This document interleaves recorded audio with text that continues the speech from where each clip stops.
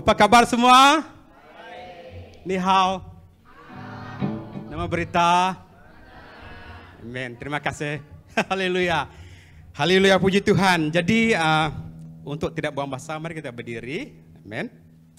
Hari ini kita akan membaca firman Tuhan yang diambil daripada buku Yohanes. Oke. Haleluya.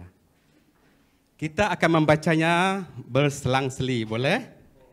Yang pertama kita suruh kaum lelaki, kaum Adam, dan yang kedua kita suruh kaum Hawa, boleh? Kita berselang-selang untuk membaca firman Tuhan dengan suara yang iman yang sangat meyakinkan Tuhan Yesus. Amin semua? Haleluya. Jadi yang pertama saya ingin mendengar daripada kaum lelaki untuk membaca dan berselang-seli, dan yang terakhir nanti yang ke ayat ke-25 kita baca bersama. Boleh? Haleluya. Saya tidak baca, saya lepaskan mikrofon ini, saya ingin mendengar kekuatan lelaki. Amin. Haleluya. Dapat dengar? Boleh? Haleluya. Satu. Sudah jumpa semua? Ada kan? Terima kasih Bapak El bertabur. 1, 2, 3. Sesudah serapan, Yesus berkata kepada Simon Petrus, Simon anak Yohanes, apakah engkau mengasihi aku lebih daripada mereka ini? Jawab Petrus kepadanya, benar Tuhan, engkau tahu bahwa aku mengasihi. Kata Yesus kepadanya, gembalakanlah domba-dombaku.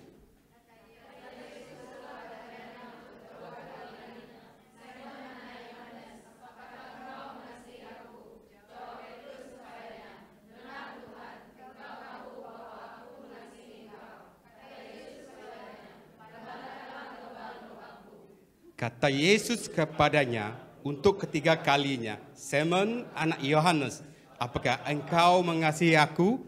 Maka sedih hati Petrus karena Yesus berkata untuk ketiga kalinya, apakah engkau mengasihi aku? Dan ia berkata kepadanya, wah, aku mengasihi engkau. Katanya, gembalakanlah domba-dombaku.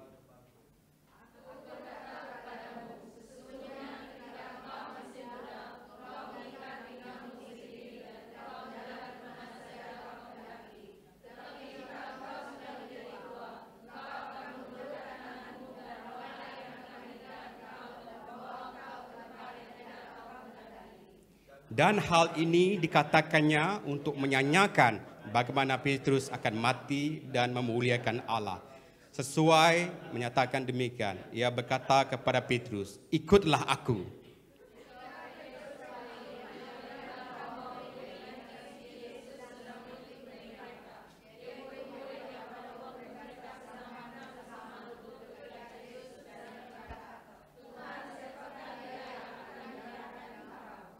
Ketika Petrus melihat murid itu, ia berkata kepada Yesus, Tuhan, apakah yang akan terjadi dengan dia ini?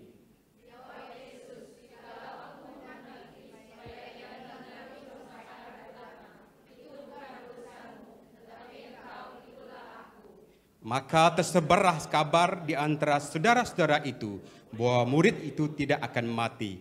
Tapi Yesus tidak mengatakan pada Petrus, melainkan, jikalau aku mengenaki supaya ia tinggal hidup sampai aku datang, itu bukan urusanmu.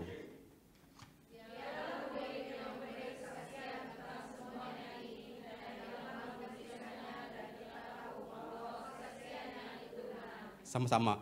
Masa banyak hal-hal lain lagi yang diperbuat oleh Yesus.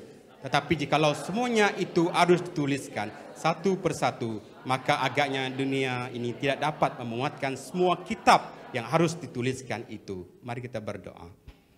Haleluya. Bapa kami di surga, Tuhan yang menciptakan langit dan bumi dan segala isinya, yang memberikan matahari dan alam semesta yang sangat indah dan penuh dengan keindahannya Tuhan. Dan Engkaulah Tuhan yang menciptakan bumi dan segala isinya. Engkaulah Tuhan yang disembah oleh Abraham, Ishak dan Yakub. Dan Allah itu juga yang kami sembah. Yang kami kenal di dalam nama Tuhan Yesus Kristus.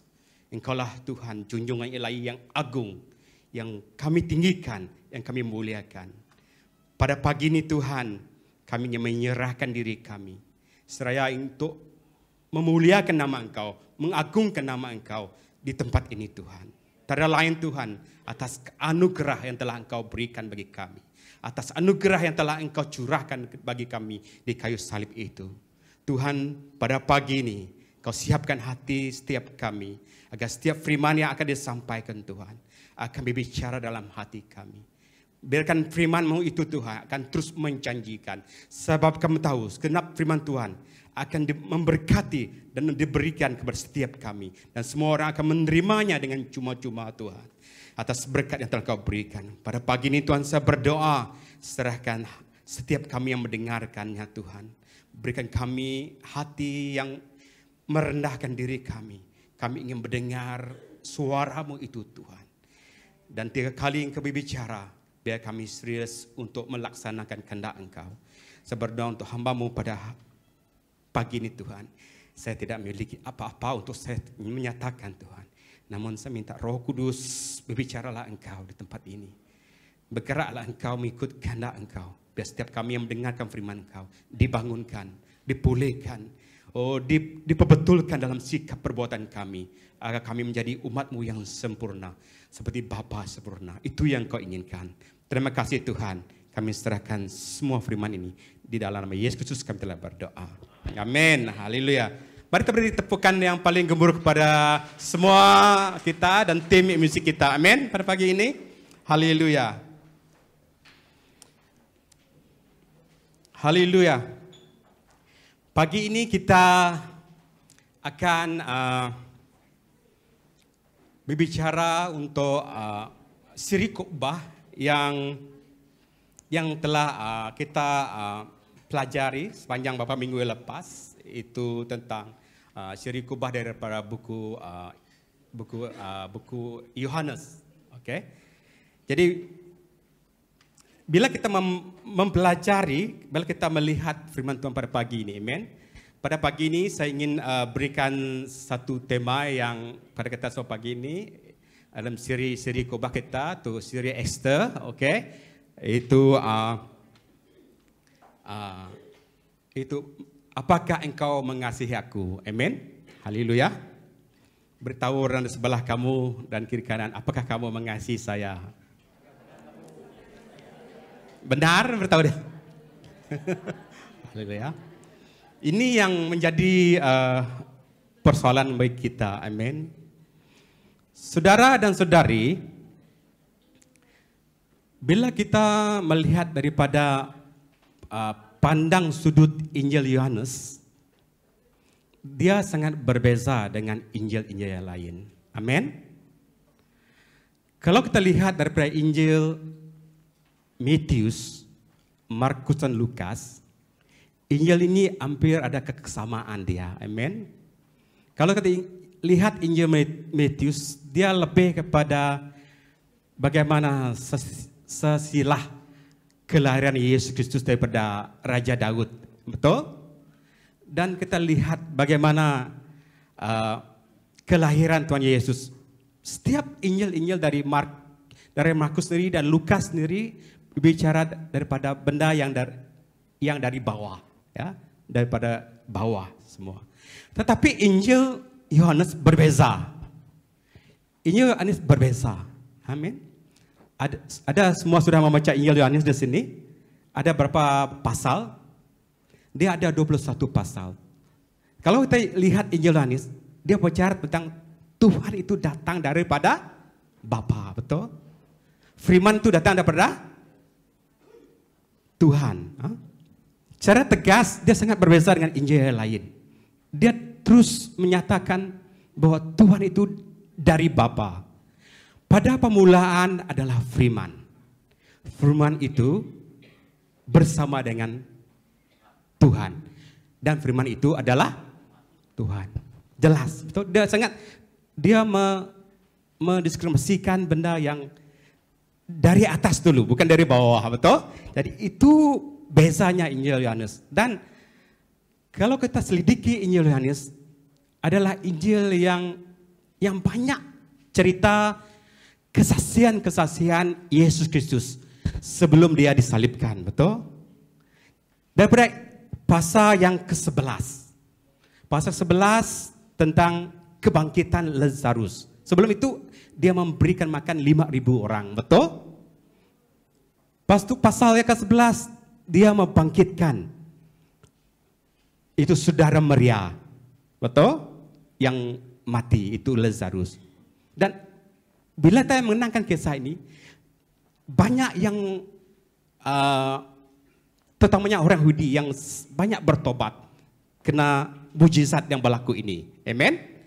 Dan inilah yang membuat imam-imam kepala, ahli-ahli Taurat, sangat apa ini orang sepak terjangnya sangat luar biasa sehingga ia dapat membangkitkan orang yang sudah mati. Amen. Dan ini banyak kesaksian dan banyak orang Yahudi yang bertobat dan mengikuti Yesus. Oke. Seterusnya dia bergerak kepada Yesus. Yesus melakukan banyak perkara, itu membasuh kaki muridnya di pasal 13. Pasal 14 Yesus menegaskan kepada muridnya, akulah jalan, kebenaran dan hidup. Oke. Jadi Yesus menegaskan sekali lagi, akulah jalan, kebenaran dan hidup. Amin semua. Jadi oleh itu kita fokuskan kepada Yesus pada hari ini tentang pengajaran dia tentang kehendak Tuhan. Amin. Haleluya. Pada pasal yang ke-11 bagaimana Yesus mengajak kita untuk kita memiliki mentaati perintah yang sangat penting, itu saling mengasihi. Boleh? Oleh itu firman Tuhan hari ini tema dia adakah kamu mengasihi saya? Itu soalan yang sangat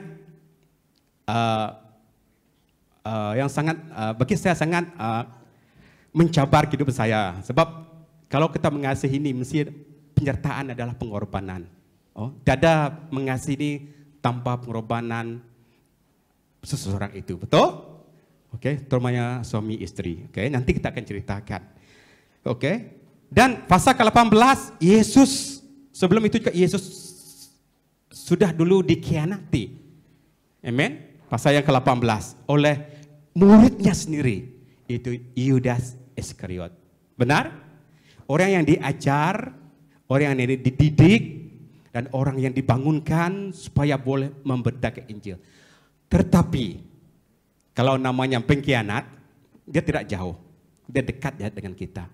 Kadang satu selimut dengan kita, satu rumah dengan kita, satu gereja dengan kita. Dia tetap ada. Tidak mustahil. Kalau gereja tidak miliki ini, itu bukan gereja. Sebab ini terjadi dalam Yesus Kristus. Benar? Jadi ini kebenaran yang perlu kita terima. Jika ada orang mengkhianati kamu, puji Tuhan. Betul? Jadi kita terima. Kalau ada orang yang menyangkal kamu memberitakan kebenaran yang benar, bahwa Yesus adalah Tuhan dan jalan, dan kebenaran dan hidup, kamu lakukan dia. Amen? Jangan takut melakukan kebenaran.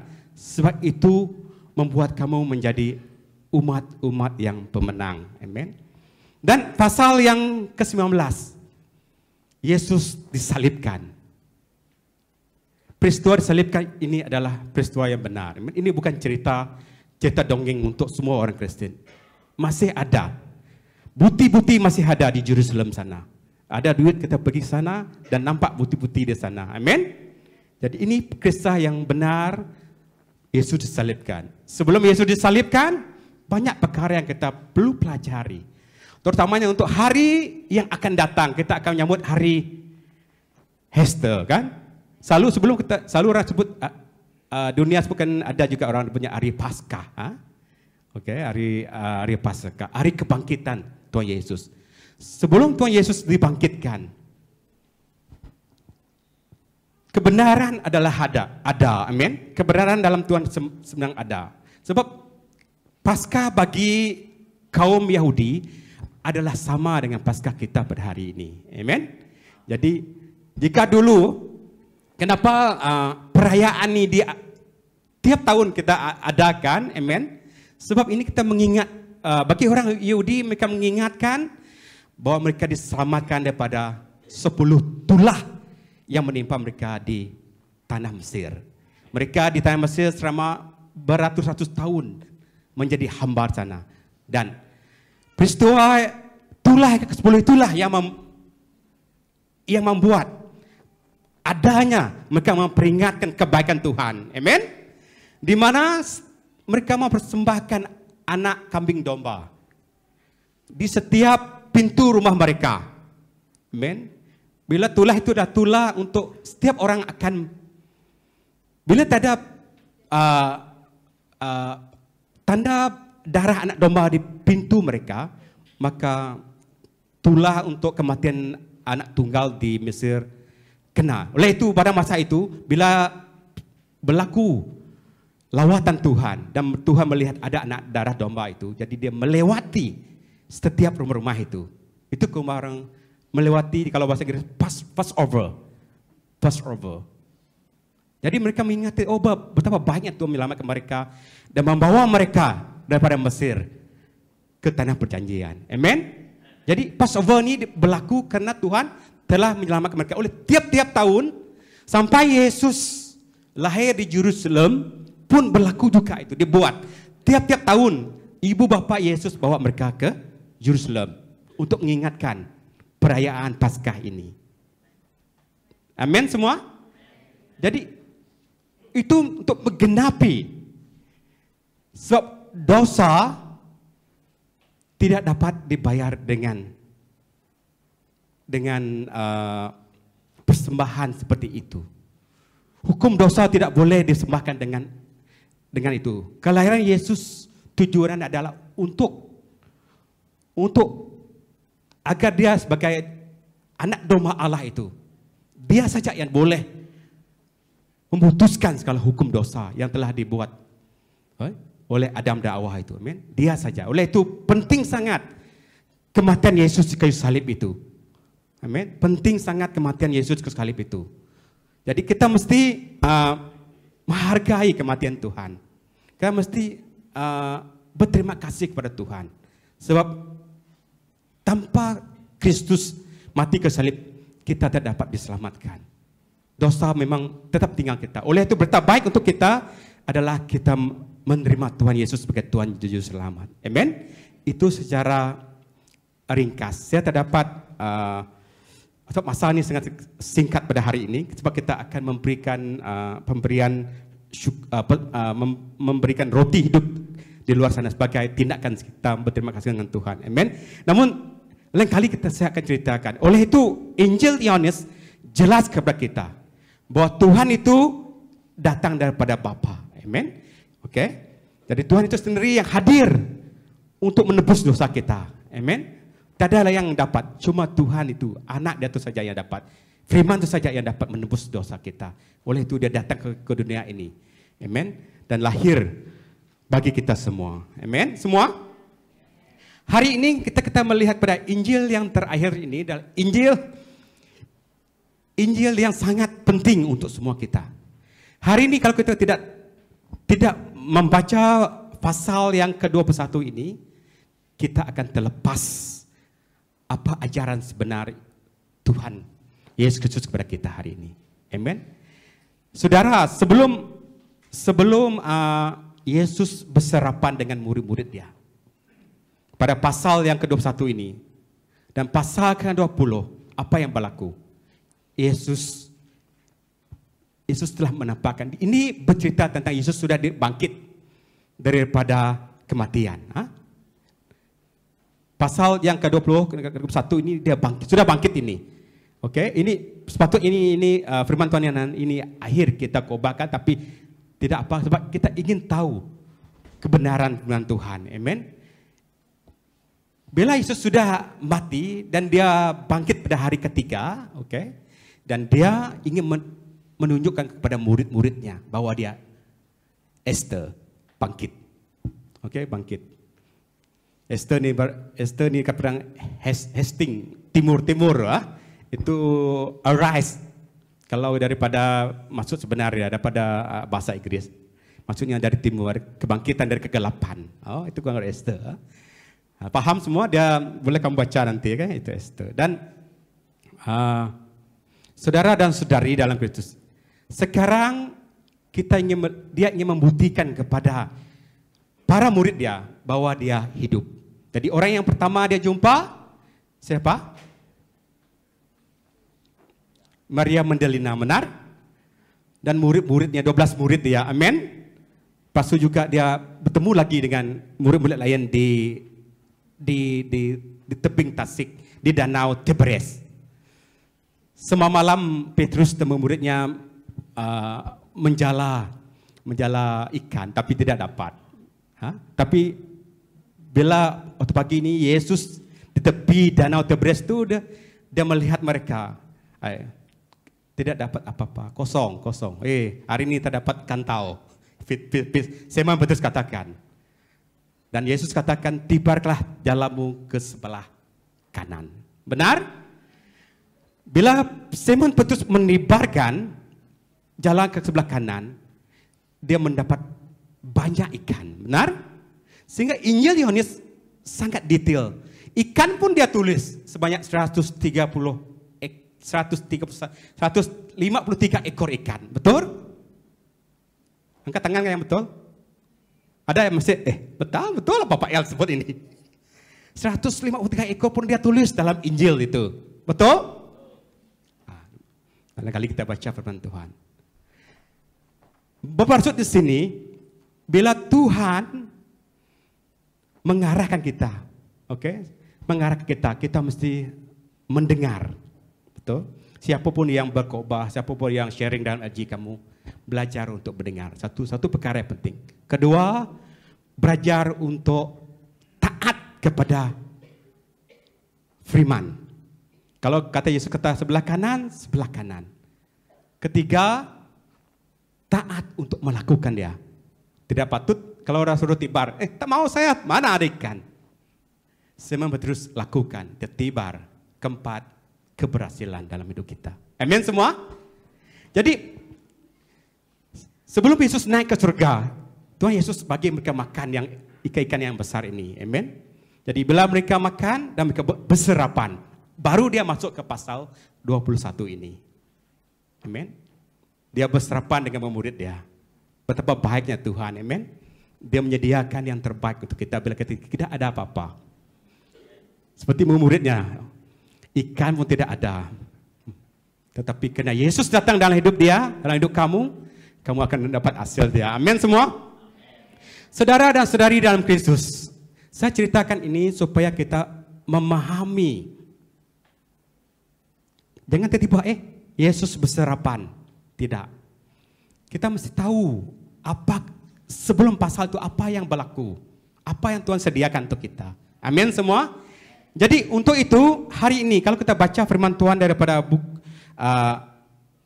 buku Yohanes pasal 21 tadi,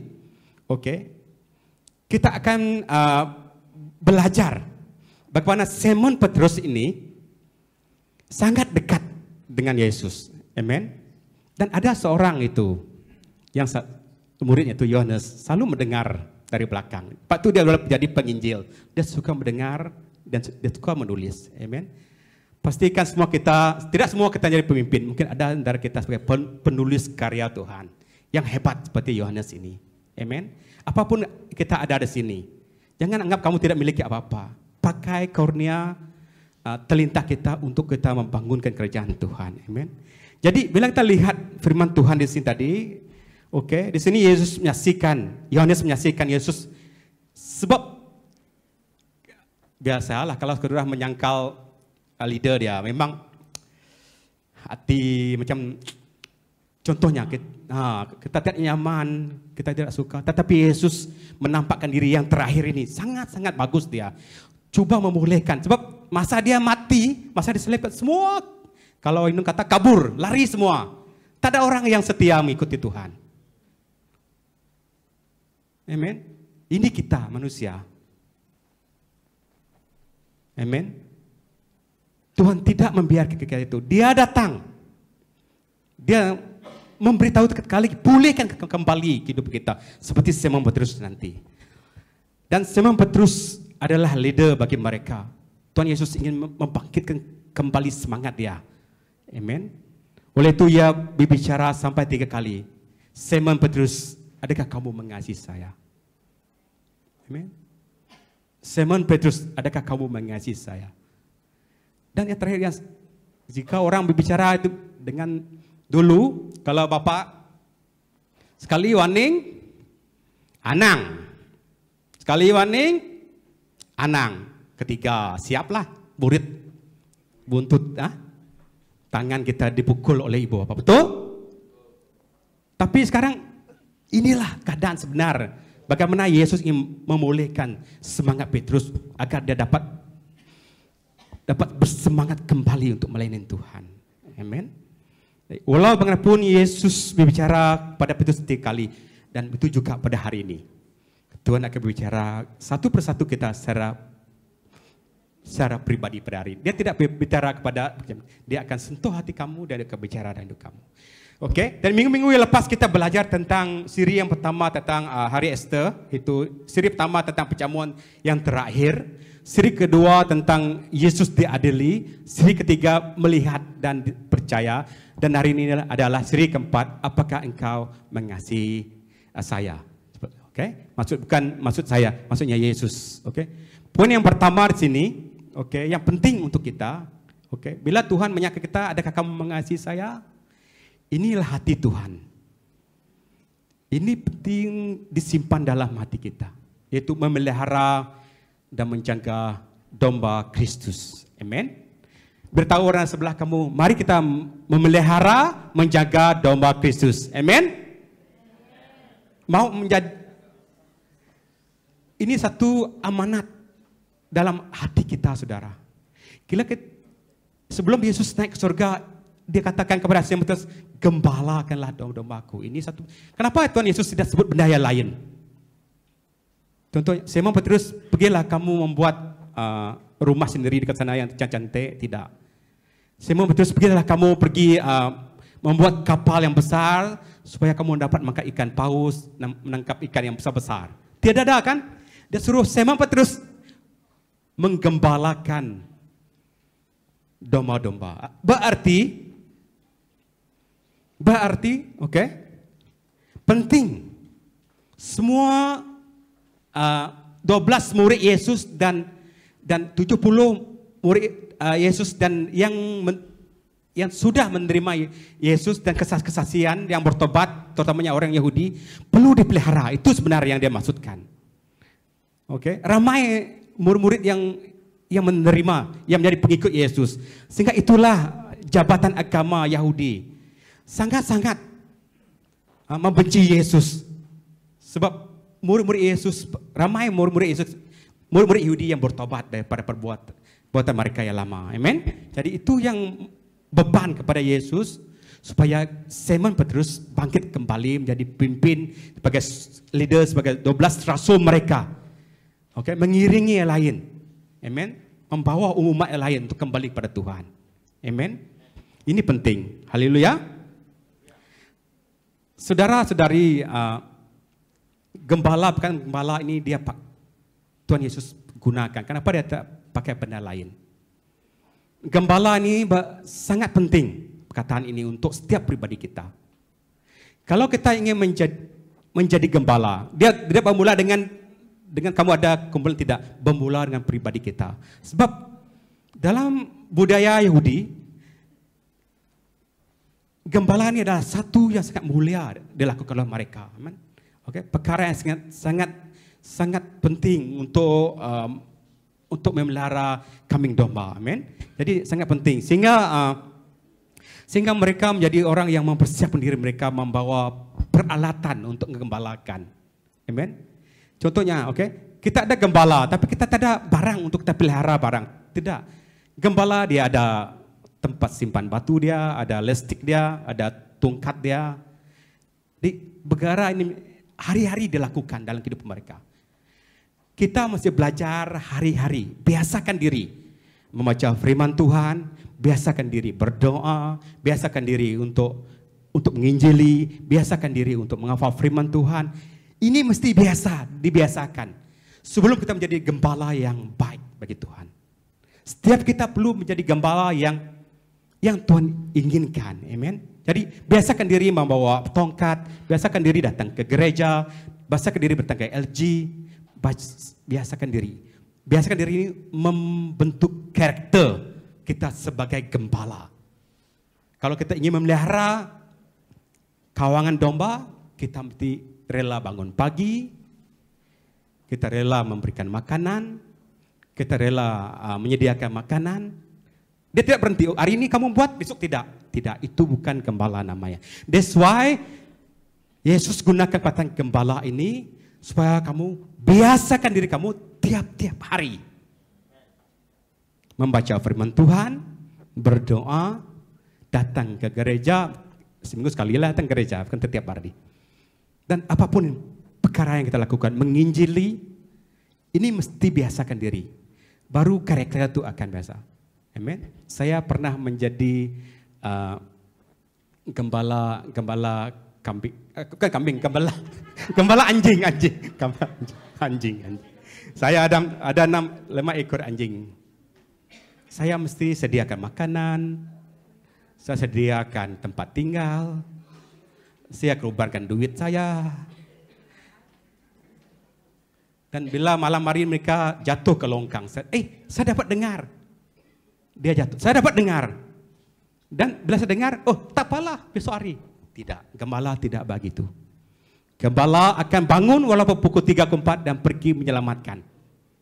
Itu namanya yang gembala. That's why bila kamu telepon pastor pukul 3 pagi. Jadi inilah karakter yang kita belajar. Saya sendiri, saya pengalaman banyak, tapi masa kita cukup. Jadi penting untuk kita biasakan diri. Bangunkan sikap gembala yang memiliki karakter seperti itu, yang ada menyediakan makanan semua itu, supaya kamu tahu sikap itu membentuk karakter kamu satu hari nanti. Amen. Haleluya. Sebab seorang gembala dia memelihara, dia melindungi. Okay? Kalau kita lihat pada gembala yang baik, contohnya Yesus dalam Yohanes 10 ayat 11 hingga 12, akulah gembala yang baik. Okay? Gembala yang baik memberikan nyawanya bagi domba-dombanya. Benar? Yesus gembala yang baik untuk kita. Dia mati untuk semua kita. Nyawa dia. Dia akan berikan benda yang siksa-sisa untuk kamu. Darahnya yang mahal. Amen? Haleluya. Saudara dan saudari dalam Kristus, bagaimana kita ingin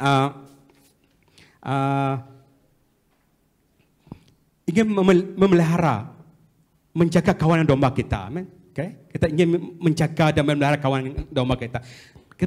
Bila kita memiliki domba, dia tidak semuanya dia muda-muda semua. Ada yang sekamu, ada yang muda, ada yang tua.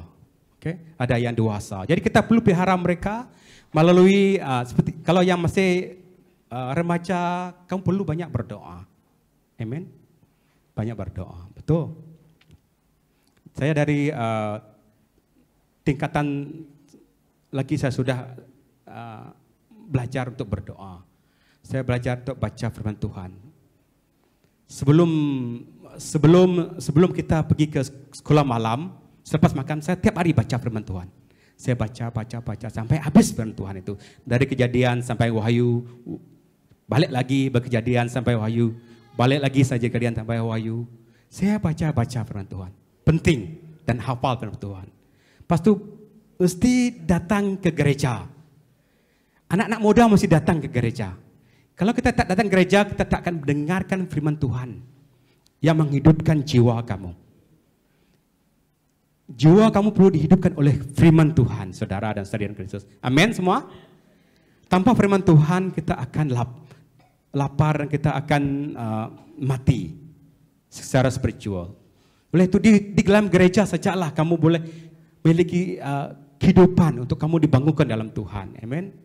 Pas tu bagi anak ada anak-anak tu bawa pergi Hope Kids sana. Amin. Supaya mereka dididik dan biasa untuk mereka mengenal akan Tuhan. Amin. Contohnya saudara saya dekat belakang sana, dia hari-hari bawa anak dia datang ke gereja. Itu cara untuk kita satu hari anak itu akan menjadi yang berguna bagi kita. Amin. Yang akan mengubah nasib keluarga mereka. Amin. Saya dulu pun sama dengan Anda, dekat belakang, selalu dekat belakang dulu. Sekarang saya punya anak sudah besar-besar semua. Mereka setia datang ke gereja, amin.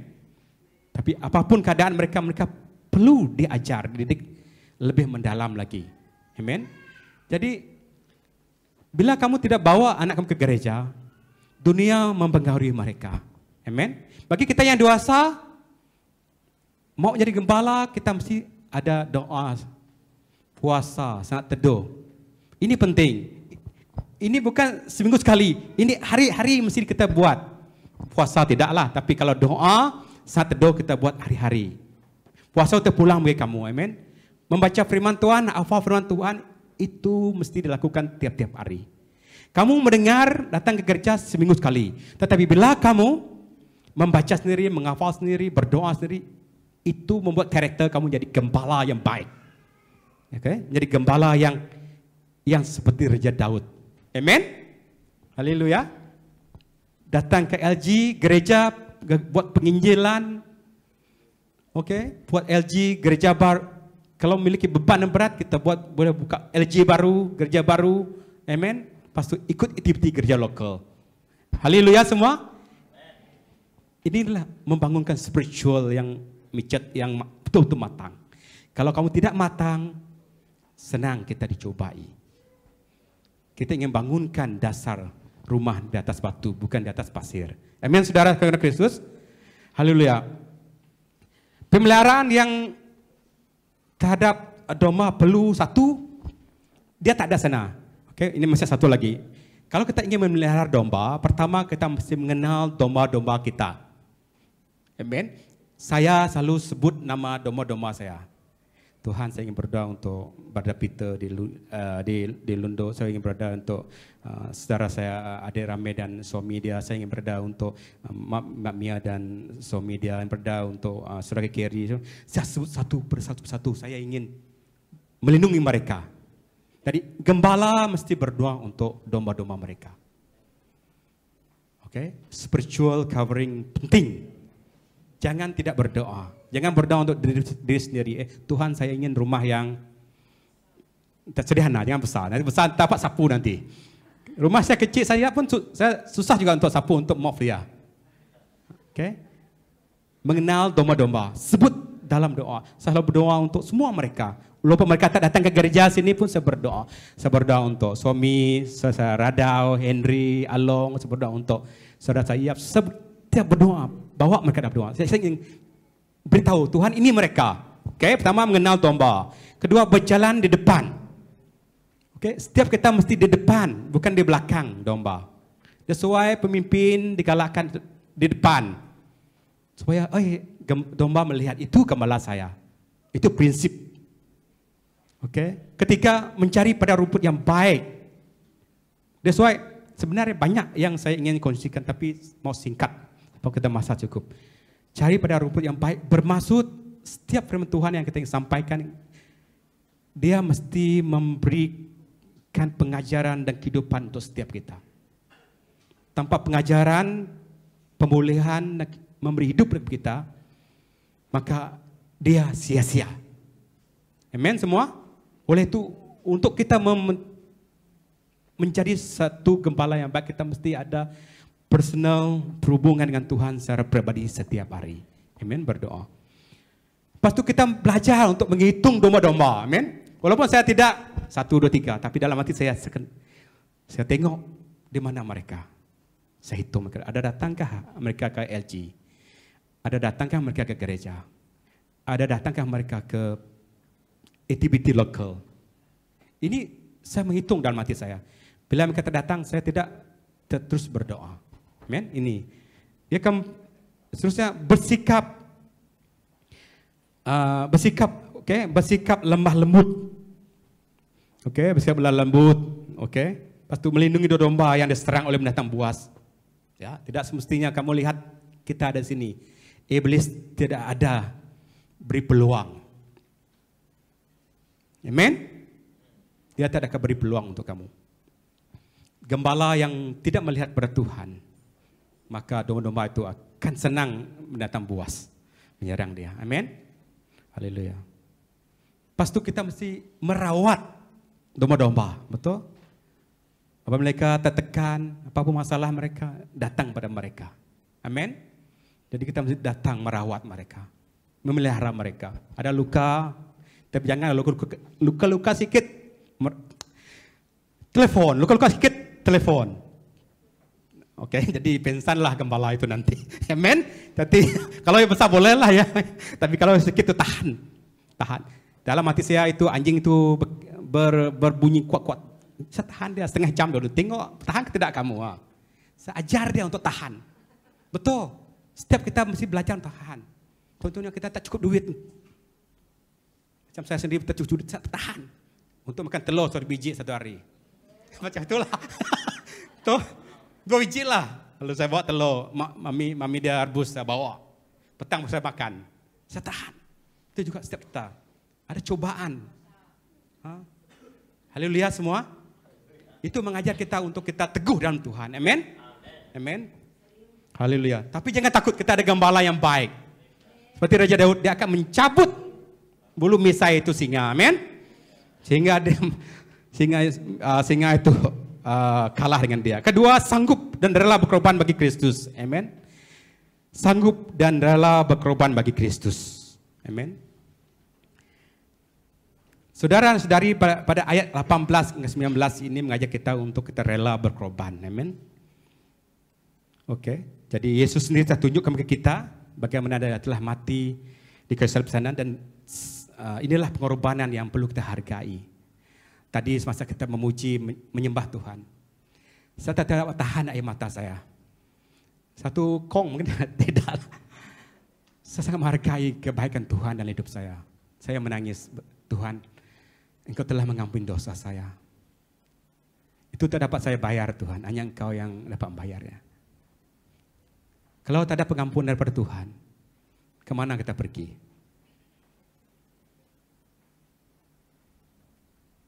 Kalau Tuhan tidak mengampuni kita dan tidak menyelamatkan kita, kemana kita pergi? Tentu pada api yang menyala itu, betul? Jadi kita tidak. Jadi kedua ini sanggup rela berkorban bagi Kristus. Beritahu orang, mari kita rela berkorban bagi Tuhan. Apapun keadaan kita, amin. Apapun barang yang kita perbuat, amin. Haleluya. Jadi nilai pengorbanan jangan seperti Yesus menyangkal.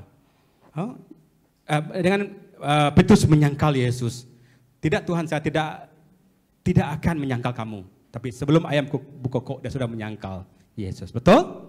Jadi inilah murid yang menyangkal Tuhan. Tetapi selepas kematian Tuhan dan dia bangkit menampakkan diri, Tuhan pulihkan dia. Amin. Haleluya. Apapun keadaan kita, apapun sikap kita, jahatnya kita, Tuhan tetap pulihkan kita. Seperti Petrus dia pulihkan. Amin. Jangan membandingkan dengan orang lain, saudara. Tuhan tetap pulihkan. Amin. Datang saja ke gereja, datang saja ke kebaktian, apapun kita lakukan LG, aktiviti gereja, datang. Jangan bandingkan dengan orang lain. Amin. Itu yang sangat penting. Jadi marilah kita memberikan persembahan yang benar. Seperti Rasul Paulus kata, karena itu saudara-saudara, demikian kemurahan Allah, aku mendesak kamu supaya kamu mempersembahkan tubuhmu sebagai persembahan yang hidup. Amin. Persembahkan diri kita kepada Tuhan. Masa kita, waktu kita, keuangan kita, apapun yang ada, yang kita miliki, kita memberi persembahan yang terbaik. Hidup kita kepada Tuhan. Oke, kita bawa orang lain datang ke gereja pun satu kebaikan. Amin. Jadi bawa mereka, tumpang mereka. Amin. Tahun depan kita ingin menjadi orang yang membawa orang lain ke datang ke gereja. Amin. Jadi gembala yang membawa orang datang ke kawanan domba-domba di sini, akan mereka dipelihara. Haleluya semua. Haleluya. Jadi jadilah kebiasaan. Amin. Seperti Raja Daud di 1 Samuel 17 ayat 33 hingga 36. Amin. Samuel seorang yang gembala domba bagi ayah dia. Dan abang-abang dia askar semua. Amin. Jadi dia biasa menjadi gembala. Penting jadi gembala ini. Karakter kita menjaga pemelihara orang itu membentuk karakter kita. Pribadi kita menjadi seorang yang sangat-sangat caring, take care orang. Amin. Kalau kamu tak ada kucing belajar melihara kucing. Itu ada kebaikan dia, kamu ada benda hidup. Tapi kalau tumbuhan lain berbeza, tapi ada konsep juga dekat sana. Amen. Jadi gembala yang baik rasa memberikan hidupnya kepada domba-domba dia. Amen. Jadi next, kita boleh berkorban untuk Kristus di mana? Satu, di tempat kerja kita. Amen. Bagaimana kita berkorban? Kita menjadi saksi bagi orang lain di pekerja. Amen. Kita ada dengar kesaksian saya yang lepas, amen. Tak dapat saya kongsikan. Kedua, di gereja. Kita berkorban untuk visi Tuhan. Kita ada visi gereja dekat sana. Sepanjang 30 tahun saya di sini, amen. Saya melihat visi ini adalah visi yang menghidupkan jiwa dan memelihara iman saya untuk saya, apapun percobaan, saya pernah jatuh, tapi saya pernah bangkit kembali. Visi ini membangunkan pribadi saya dan dapat membawa anak-anak saya melayani Tuhan. Amen. Saya ada anak saya Lucas, El, Esther, main temburin di sini, mak di sini. Jadi terlibat semua. Biarkan mereka menjadi pelayan bagi Tuhan. Amen. Begitu juga kita ingin bawa kawan-kawan kita yang lain juga di tempat kerja kita. Amen. Keluarga Anda. Next. Ada lagi next. Lagi. Oke, ini dia. Kawan iman kita, tempat kita belajar. Amen. Boleh? Boleh kita menjadi gembala? Kamu gembala sebenarnya di sini. Panggilan Tuhan untuk kamu ada gembala bagi setiap kita yang mau menggembalakan. Jadi menjadi gembala bukan satu yang murah, tapi harganya mahal. Amen. Dia ada ranking. Oke. Mari kita menjadi gembala yang baik. Oke, di tempat kita belajar. Amen. Betul. Yang ketiga, oke. Yang ketiga, mengikuti pimpinan Kristus. Oke. Mengikuti pimpinan Kristus. Amen. Tuhan katakan kepada Simon Petrus, ikutilah aku. Amen. Jadi dalam Matius 4 ayat 18, oke, Yesus berkata kepada mereka, mari ikutlah aku, maka kamu akan kujadikan penjala manusia. Amen. Jadi beritahu orang sebelah kamu, marilah menjadi penjala manusia. Boleh? Ya, penjala manusia. Ada satu lagu, tibarkan jala, menangkan jiwa bagi Yesus Tuhan. Nah, macam itu boleh? Ada lagu, mana lagu itu? Pintu anugerah masih terbuka, sekaranglah waktunya kita dipanggil, dipilih, melayani Dia, Yesus Tuhan, Raja, segala raja. Pintu anugerahnya masih terbuka. Oh yeah. Betul.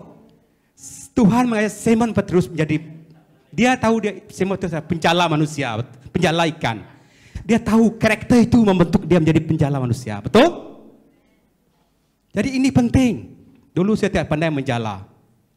Saya belajar dari bapak saya macam mana membuat jala. Saya belajar, saudara. Dan bagaimana menebarkan jala, saya belajar.